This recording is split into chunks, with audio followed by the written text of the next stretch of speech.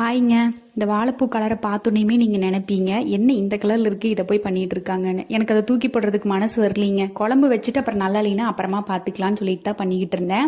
இந்த குழம்புக்கு மசாலாவுக்கு பார்த்திங்கன்னா கொஞ்சமாக சீரகம், சோம்பு, வரமிளகாய், கொஞ்சமாக முந்திரி, தேங்காய் இதெல்லாமே ரோஸ்ட் பண்ணி அரைச்சி தனியாக எடுத்து வச்சிடலாங்க. இப்போ பேனில் குருமிளகு, தேவையான அளவுக்கு எண்ணெய், வெங்காயம், கருவேப்பிலை, நம்ம கட் பண்ணி வச்சுருந்தோம் இல்லைங்களா வாழைப்பூ, அதில் வந்து மோரில் போட்டு வச்சுருந்தேன். அப்பயுமே இது என்ன கலரில் இருக்குதுன்னு பாருங்கள். தண்ணியை நல்லா இருத்துட்டு அந்த வெங்காயம் இருந்துச்சு இல்லைங்க, ஃப்ரை பண்ணி வச்சுருந்தோம், அது கூட போட்டு ஒரு 5 நிமிஷம் மூடி போட்டு வேக வச்சுட்டு நம்ம அரைச்சி வச்சுருந்தோம் இல்லைங்களா முந்திரி பேஸ்ட், அதை இது கூட ஆட் பண்ணிக்கலாம். தண்ணி எவ்வளோ வேணுமோ அந்தளவுக்கு நீங்கள் ஆட் பண்ணி நல்லா ஒரு கொதி விட்டுருங்க. உப்பு சரியாக இருக்குதான்னு பார்த்துட்டு இல்லைன்னா அதையும் வந்து ஆட் பண்ணிக்கோங்க. கடைசியாக வந்து கொஞ்சமாக கொத்தமல்லி தலையுமே ஒரு ஸ்பூன் நல்லெண்ணெய் ஊற்றி இறக்குனோம்னா கருப்பு இல்லாமல் வாழைப்பூ இருந்துருந்துச்சுன்னா சூப்பராக இருந்திருக்கும். ஆனால் அதை சாப்பிடவே முடியலைங்க, ரொம்ப ஒரு மாதிரி கருத்துச்சு. ஸோ அவ்வளோதாங்க. நாளைக்கு வீடியோவில் பார்க்கலாங்களா?